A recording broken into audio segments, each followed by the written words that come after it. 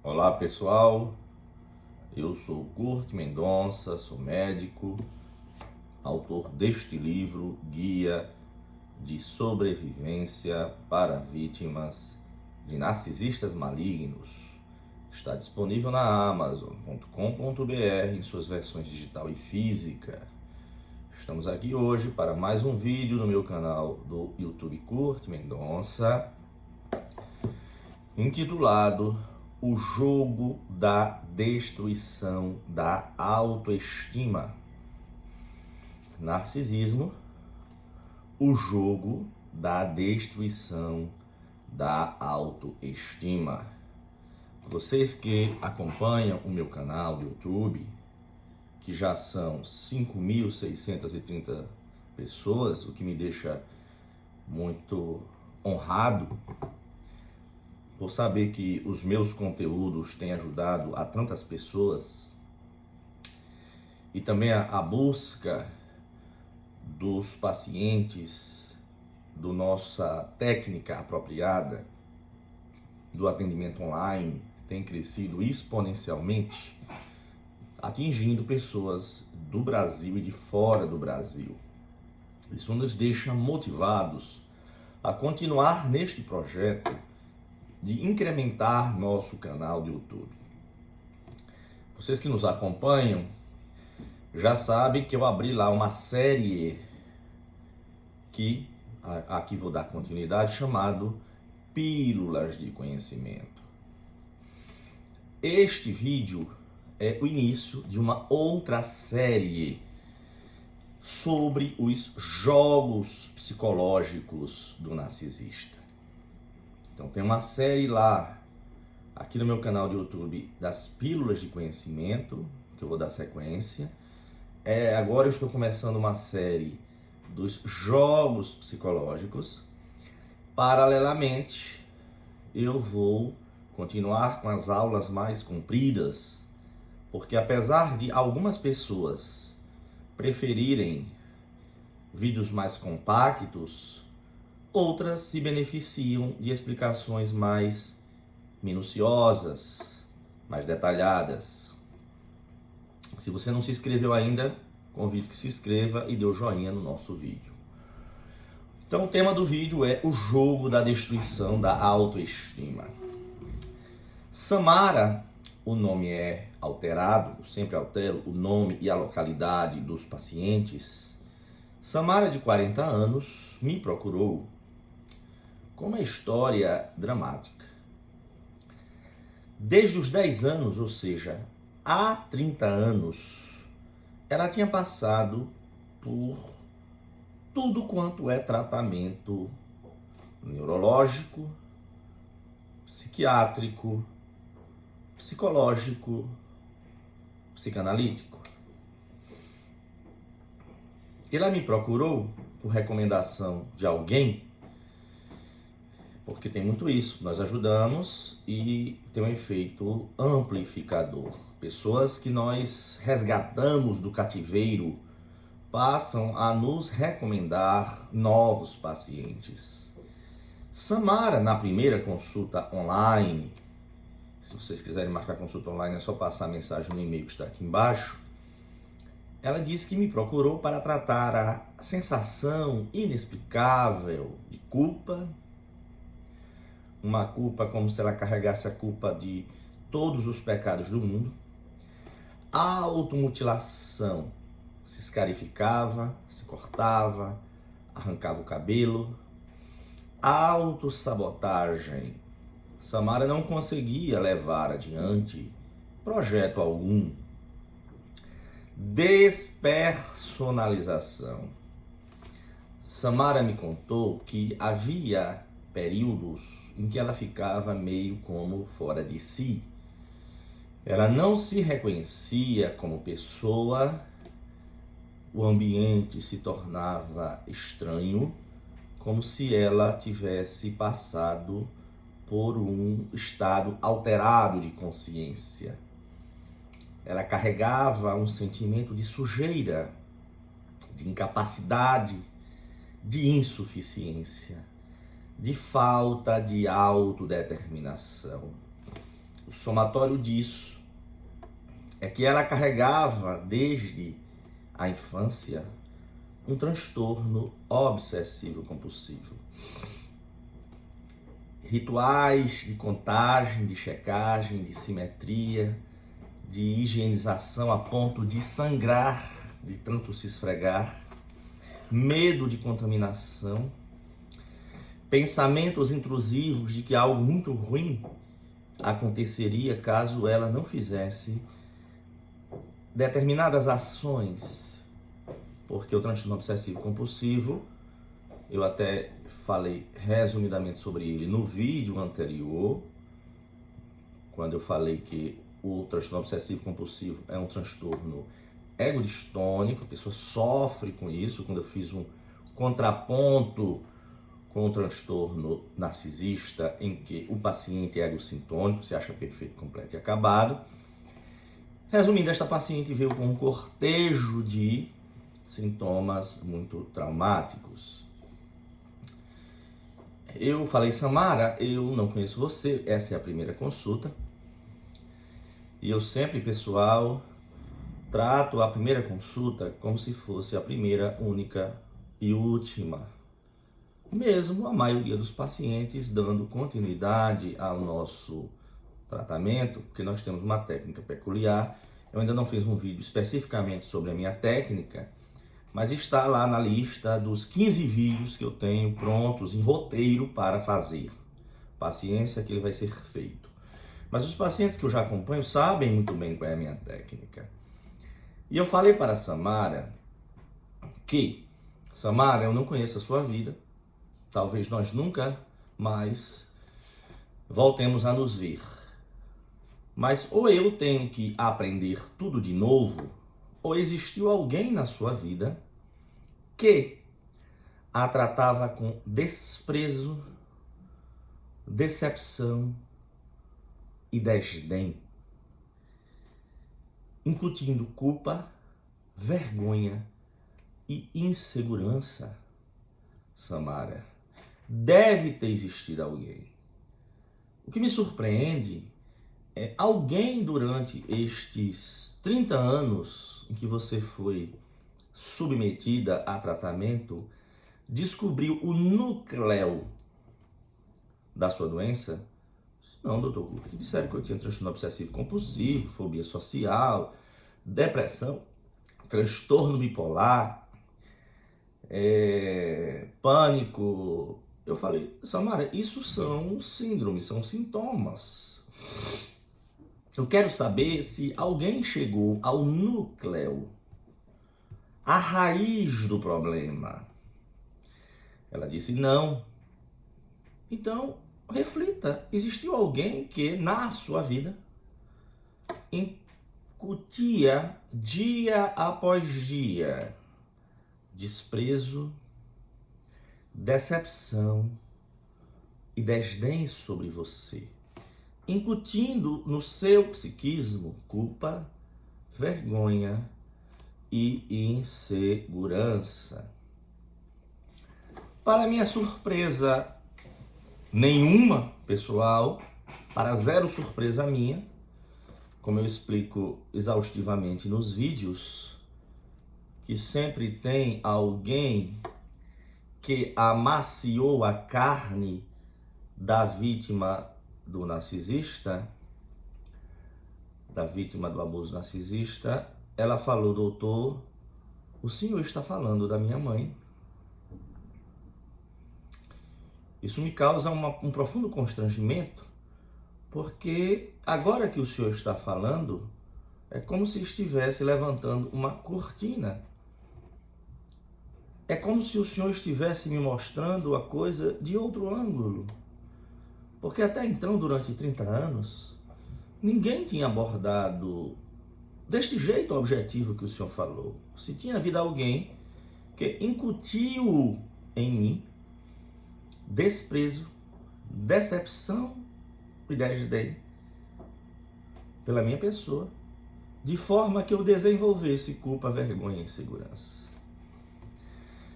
Pessoal, isto se chama abordagem psicodinâmica. de décadas para cá, a saúde mental se dissociou da psicodinâmica. Existem várias correntes de tratamento que querem tratar o paciente aflito somente daqui para frente. Aliás, eu sou um dos que pregam isso, até no meu livro eu digo isso. Nós temos que viver para frente. Águas passadas não movem moinhos. Porém, ninguém está hoje aqui sem uma história própria. E esta história, as relações íntimas, as experiências pessoais contribuíram de forma positiva ou negativa para o construto que é a pessoa paciente que está ali suplicando por auxílio. Eu, que tenho formação médica em neurologia e neurocirurgia, tenho formação em neuropsicanálise, portanto, uso a psicodinâmica na minha abordagem, em fazer uma arqueologia da alma, descobrir, ligar os pontos de experiências que muitas vezes estão soterradas nos porões do inconsciente e, inclusive, identificar quais os gatilhos que fazem a amígdala do lobo temporal. Vocês estão cansados de me ver falar sobre ela em vários vídeos, e eu tenho na minha lista de roteiro um vídeo em que eu me dedicarei exclusivamente a esta estrutura fantástica de sobrevivência na evolução, que se chama amígdala do lobo temporal.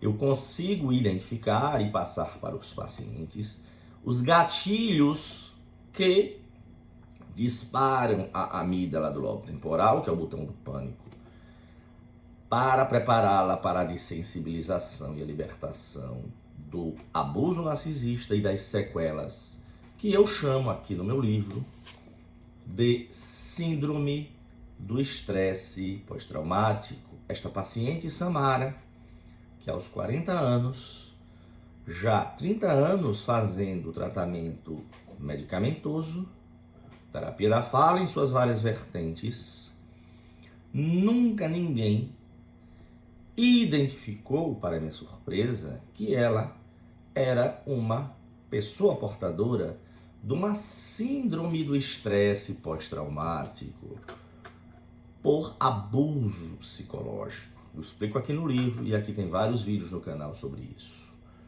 Pessoal, até você entender a maneira de agir e o porquê do comportamento narcísico, você não será capaz de escapar dos jogos psicológicos e das influências nefastas do seu abusador narcisista. É por isso que aqui hoje nós estamos para explicar um dos jogos mentais, psicológicos, perversos, que é o jogo de destruição da autoestima. Eu chamo, quando eu trato com os meus pacientes diretamente, este jogo de destruição da autoestima de cinzel do tormento, da angústia, da tortura, da miséria. Como muita gente não sabe o que é um cinzel, eu não coloquei este título aqui no vídeo, mas caberia ser um subtítulo. Cinzel, se vocês não sabem, é aquele instrumento que tem uma ponta biselada, cortante, que é usado com um martelo para ir quebrando, entalhando, esculpindo, cortando e gravando materiais duros, madeira, ferro, pedra. Então o cinzel, que tem uma ponta biselada, com a pancada do martelo, vai quebrando lascas do material a ser trabalhado. O cinzel foi inventado para o trabalho edificante do ser humano. Mas o narcisista, como deturpa tudo, ele usa esse processo do cinzel, quebrar pedaço por pedaço, no seu jogo de destruição da autoestima, quebrando pedaço por pedaço a autoestima da vítima através das palavras. Palavras são um instrumento de destruição manejado magnificamente pelo narcisista. Não há narcisista que não maneje, que não seja um expert no manejo das palavras para controlar, subjugar, explorar, inverter culpa ou desviar culpa. Palavras, envenenar gota a gota a pessoa. Através de palavras repetidas ao longo dos anos de convivência com um abusador narcisista, seja seu pai, sua mãe, seja um irmão, um cuidador. Cuidador que eu falo, uma tia, uma avó, uma mãe adotiva, seja através de um líder religioso, de um chefe no trabalho ou colega de trabalho, um amigo, um colega, um sócio. Existem narcisistas malignos em todos os contextos e narcisismo não possui gênero, porque não é uma doença mental, nem uma doença ligada ao sexo. Trata-se de uma escolha. O narcisista optou por um modus operandi em que ele soterrou os sentimentos positivos que ele considera como fraquezas. Soterrou os seus sentimentos positivos, as emoções positivas, por isso que ele não as possui mais, e se prevalece do fato de não ter culpa, remorso, compaixão, solidariedade para pisar, explorar e expoliar sucessivas vítimas ao longo da sua vida, sem culpa, remorso, peso algum, dormindo o sono dos justos, entre aspas. Então, através do cinzel da miséria, quebrando lasca por lasca, o narcisista incute no alvo a normalização do abuso, mendigar por afeto e esperar a rejeição. Vamos dar exemplo? As pessoas não têm ideia, pessoal, do quão deletério é o poder sugestivo, indutivo, hipnótico das palavras repetidas ao longo de anos. Tem um ditado que diz: água mole em pedra dura, tanto bate até que fura. A corrosão, a destruição da sua autoestima é uma consequência natural da convivência com o narcisista. Quando eu falo aqui no livro que o narcisista ele é um buraco negro que suga tudo ao seu redor e deforma o espaço-tempo ao seu redor. Assim como o buraco negro astronômico, esta metáfora do buraco negro narcisista faz exatamente isso. Consome todos os recursos dos seus alvos e deforma a personalidade daqueles que têm a infelicidade de caírem no seu enredamento. Vamos aqui, pessoal, falar. Eu separei algumas 20 e poucas frases que o narcisista repetidamente ao longo da convivência vai dizendo, vai destilando o veneno como se fosse um cinzel, quebrando lasquinha por lasquinha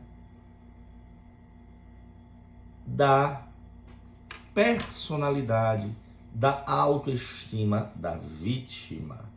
O nome do vídeo é O Jogo de Destruição da Autoestima. Vamos dar exemplos. Se preparem, porque isso é doloroso, mas quero dizer de antemão que eu escuto estas frases aqui todos os dias no meu suporte a vítimas de narcisistas malignos.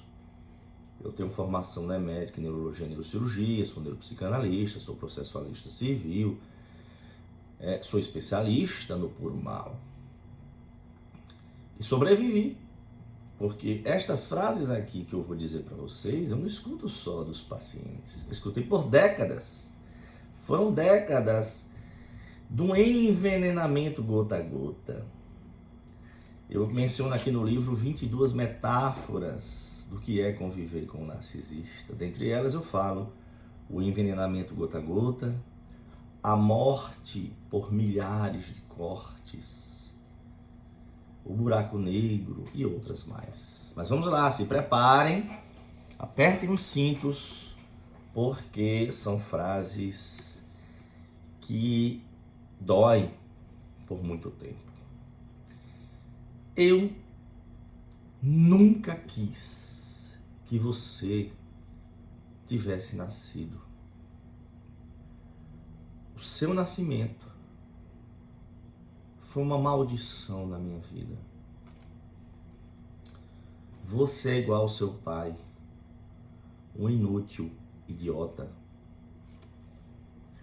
Você é a causa de toda a minha desgraça. Você só faz me desapontar. Por que você está estudando se você não vai passar mesmo? Porque é um incompetente. Você não se cansa de me desapontar? É melhor você sorrir e ficar calado. Ninguém está interessado no que você tem a falar. Ninguém gosta de você. Eu também não gosto de você. Por que você está convidando pessoas para tal evento? Ninguém quer ver você mesmo. Você é incapaz de organizar qualquer coisa. Você nunca consegue ser pontual. Isso me enfurece muito. E nem tente se explicar, que eu não quero ouvir a sua justificativa. Nestes trajes, você fica ridículo. Você sempre tem que estragar tudo, não é mesmo? Será se você poderia parar de pensar em você pelo menos uma vez na sua vida? Se isso que você fez foi para me impressionar, não significou nada. Sabe quando é que você causa felicidade entre nós? Quando some da nossa presença. Você não vai vestir tais coisas perto de mim. Você e nada são a mesma coisa.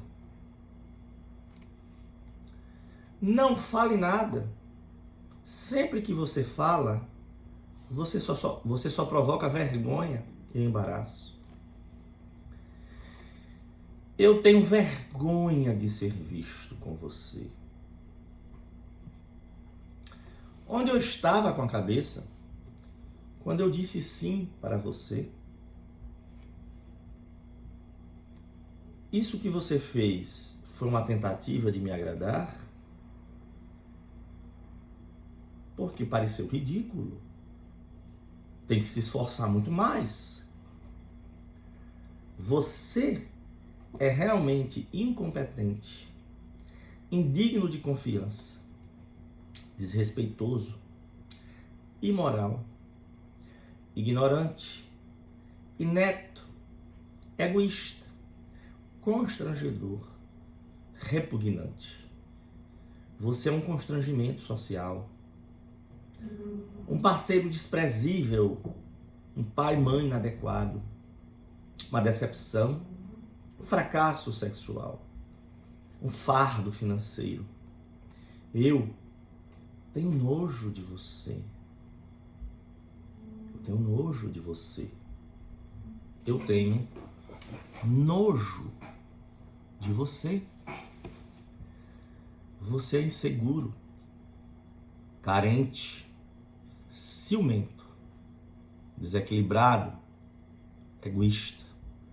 Você é falso, fingido. Você não tem coração. Você não consegue amar ninguém. Você é um narcisista, você é um psicopata. Você é um traidor. Você vive dando corda para pretendentes. Se eu deixar você pular cerca com todo mundo, eu vi você paquerando na festa, não posso dar mole com você que você vai me trair. Pessoal, estas 20 e poucas frases, que eu poderia mencionar mais de 100, são uma amostra do que eu escuto dos meus pacientes e que eu escutei ao longo de décadas, do que é, através de palavras repetidas, envenenar gota a gota o psiquismo do alvo,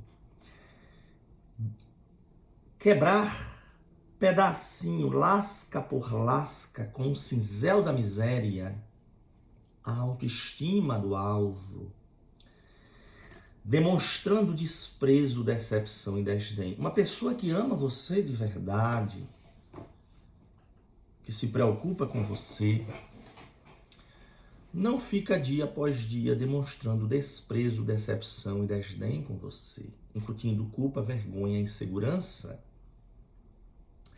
Mas no vídeo que eu tenho aqui, que se chama A Mão que Afaga é a Mesma que Apedreja, eu explico do ponto de vista neurocientífico, psicodinâmico, como a vítima desenvolve uma dissonância cognitiva, porque como esse processo de erosão da autoestima se processa lenta e em doses pequenas, a vítima vai desenvolvendo uma dissonância cognitiva e se esforça por acreditar que aquela pessoa que usa um cinzel da miséria para quebrar lasca por lasca da sua autoestima dia após dia, se preocupa com ela, valoriza ela, a ama.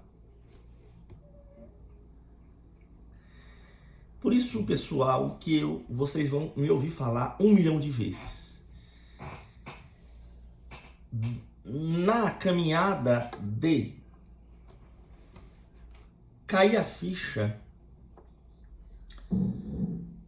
entender e superar o enredamento narcisista e superar as sequelas, você precisa entender os jogos psicológicos. Por quê? Os jogos nunca deixarão de ser jogados. E isto aqui hoje eu falei sobre o jogo da destruição da autoestima da vítima, em que reiteradamente, lentamente, dia após dia, o narcisista vai usando o cinzel para quebrar lasca por lasca da sua autoestima. Aí a gente entende, quando descobre a causa, por que Samara desenvolveu aos 40 anos, desde os 10 ela se tratava e ninguém tratava, e nem ela entendia de onde vinha a culpa dela. A automutilação, a autossabotagem, a despersonalização, o sentimento de sujeira, de incapacidade, de insuficiência, de falta de autodeterminação. O transtorno obsessivo compulsivo, nós, através da psicodinâmica, e da nossa especialização em narcisismo maligno, fazemos o que eu já expliquei em um outro vídeo, e vou tocar agora neste vídeo, o debridamento da escara. Num vídeo anterior eu expliquei que eu recebo os pacientes para tratamento fazendo uma comparação com aquele paciente que ficou com escara de decúbito, que fez um buraco nas costas por pressão, o paciente estava lá desacordado ou imobilizado por muito tempo e necrosou, e este buraco pode ir até o osso e pode chegar, desenvolve sim uma área necrótica, isquêmica, morta e secreções no centro. Eu recebo os pacientes fazendo uma analogia nesse estágio, cheio de tecido podre no psiquismo, um buraco imenso a ser preenchido e com secreções, lixos que foram despejados no seu psiquismo. Assim como no tratamento de uma escara de decúbito você tem que afastar o fator causal, que é a pressão persistente, você tem que limpar, medicar as secreções se houver infecção usando antibiótico, mas você precisa debridar as bordas podres para que as bordas vivas sangrantes possam recobrir o buraco da escara. Na minha técnica, eu farei um vídeo posteriormente só sobre isso. Eu, Kurt Mendonça, graças à minha formação multidisciplinar, médica, neurologia e neurocirurgia, neuropsicanálise, graças a Deus, eu não uso a técnica da psicanálise tradicional, mas eu uso muito sim, e a teoria psicodinâmica é o motor do meu tratamento. A minha formação jurídica também ajuda a desatar os nós legais. Então eu consigo, graças a Deus, ajudar aqueles que se dispõem a seguir comigo neste processo de limpar a podridão que está ali naquele buraco, na escara.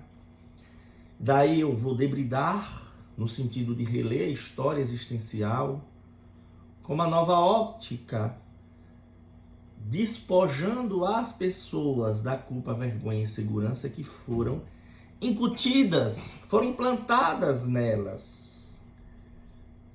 E assim elas podem se dessensibilizar de coisas que nunca foram culpa delas.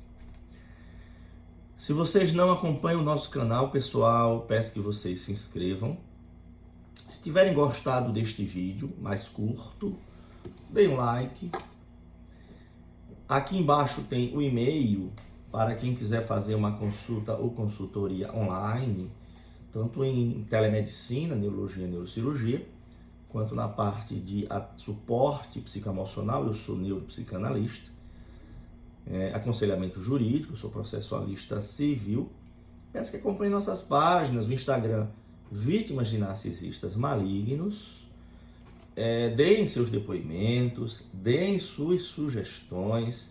Nós chegamos aqui a 5.630 seguidores, eu nem acredito como é que existem 5.630 pessoas aturando eu falar sobre narcisismo. Mas isso é gratificante, pessoal, muito gratificante. Eu peço que vocês também compartilhem este vídeo.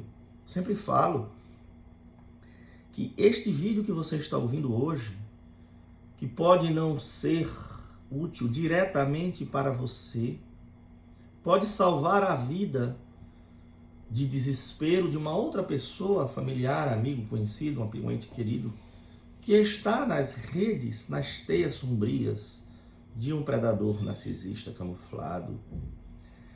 O mal verdadeiramente ameaçador não é aquele que aparece de pronto, com chifres, com garras, espumando.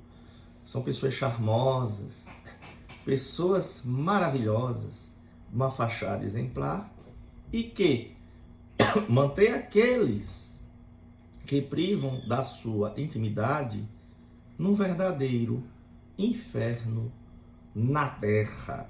E o nosso livro está lá na Amazon, Guia de Sobrevivência para Vítimas de Narcisistas Malignos, Curti Mendonça, nas suas versões digital e física. Muito obrigado pela atenção de vocês.